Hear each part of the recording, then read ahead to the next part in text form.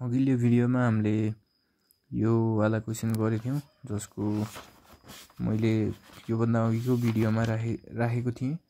अनि moment of inertia of uniform rod when x is passing through centre and perpendicular to length भन्ने वाला हो।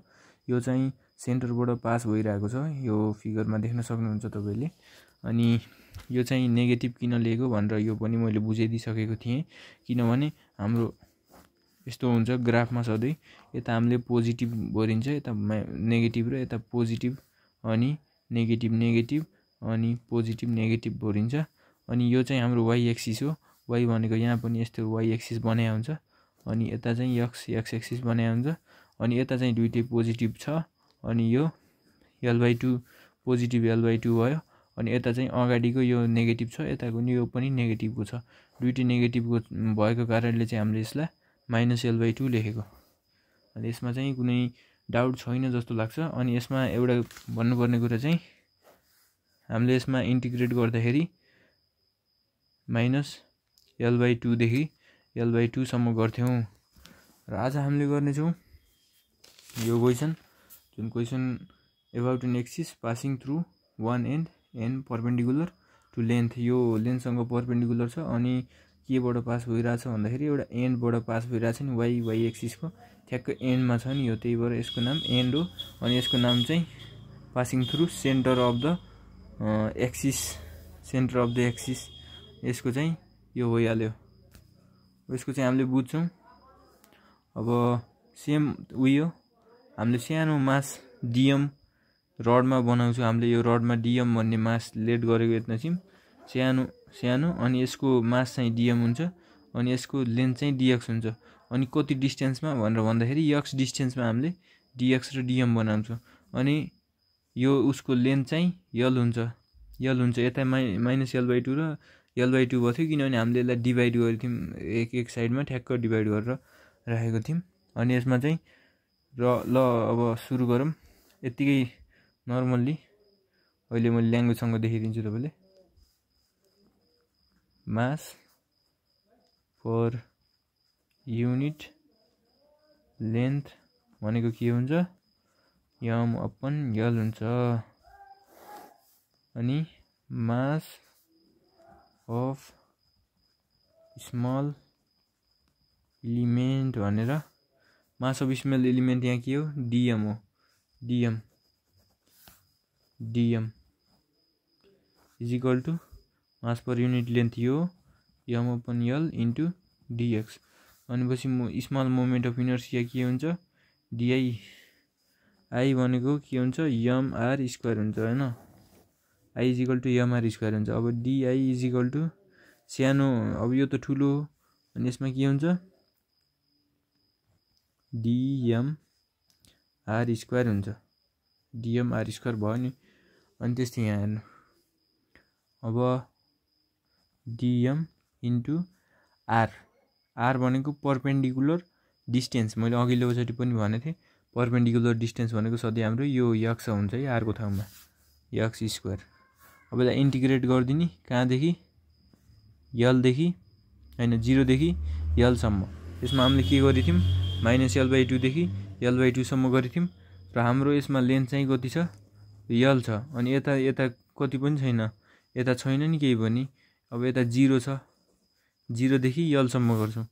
0 देखि यलसम्मको केलाई गर्ने, यो डिआईलाई गर्ने, आई इज इक्वल टु 100। अनि I is equal to rough यता गरौँ है, आई इज इक्वल टु 0 देखि यलसम्म डिआईलाई गर्ने हो। आई इज इक्वल टु 0 देखि यलसम्म डिआई भनेको के हो, डिआई भनेको के हो, डिएम इन्टु x² हो। हामीले डिएम माथि निकालिसकेका छौँ 0 देखि यलसम्म। डिएम भन्ने हामीले कति निकालेछौँ, m/l into x² into dx हुन्छ है त। यहाँबाट डाइरेक्ट गर्दै मैले m/l x³ यहाँ डाइरेक्ट बुझ्नुहुन्छ होला। 0 देखि यलसम्म I is equal to m, यत्न चाहिँ भन्दै मैले फेरि बुझ्नुहुन्न कि भनेर फेरि आई इज इक्वल टु 0 देखि एलसम्म यम अपन यल इन्टु एक्स स्क्वायर हो नि।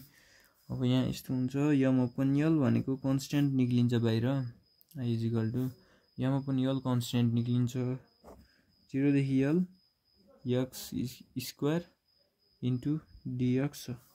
इन्टिग्रेट गर्दाखेरि जहिले पनि यो एक्स स्क्वायरको पावरमा एक्स स्क्वायर 2 + 1 अपन यो पावरमा जति गरेको छ यसलाई पनि 2 + 1 गर्छौँ अनि 0 देखि एलसम्म लेख्न पर्छ। यति गरिसकेपछि यम अपन यल चाहिँ अलि ह्यान्डराइटिङ चाहिँ राम्रो छ मेरो।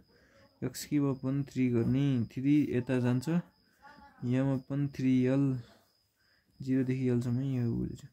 अनि यहाँ कति हुन्छ एक्सको ठाउँमा 3 यो 3 यहाँ कमन लिएको मैले एक्स क्युब 0 देखि एलसम्म। अब यसलाई के गर्ने भन्दाखेरि यम अपन 3l इन्टु अब यहाँ के छ एक्स क्युब छ 0 देखि एलसम्म लाने हो यम बाई 3l एक्स क्युबको ठाउँमा सुरुमा यहाँ माथिको यल राख्ने यल क्युब माइनस अब एक्सको ठाउँमा 0 राख्ने एक्सको ठाउँमा 0 को cube ML cube upon 3l के भयो एमएल स्क्वायर अपन के भयो 3 भयो।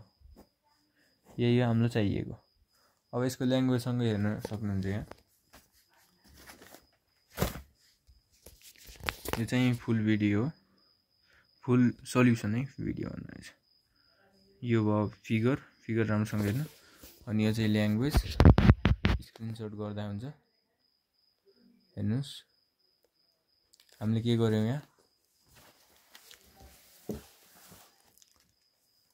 Let us consider a uniform rod AB having mass m, length L, rotates about on axis y dash dm and dx with a small mass and small length. The uniform rod is about an axis passing through one end. अब so mass per unit length भनेर m by l गर्यो अनि mass per small mass per भनेर लेखेको छ यहाँ mass of हो यहाँ mass of small element dm भनेर m upon l into dx गरिदियो। यसैलाई dx भनेको स्मल लेन्थ के को यसको यो स्मल लेन्थ यसलाई m upon l सँग मल्टिप्लाई गरिदिएर मास निकाल्यो।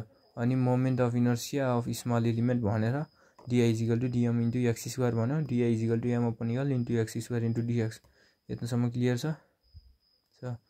अब यहाँ यो चाहिँ यति रङ भयो चाहिँ सरी। अब यहाँ 0 देखि l सम्म di गर्यो अनि m upon l निकाल्यो यो गर्यो अनि लास्टमा i = ml² upon 3। ल है त गाइस आजको लागि यति।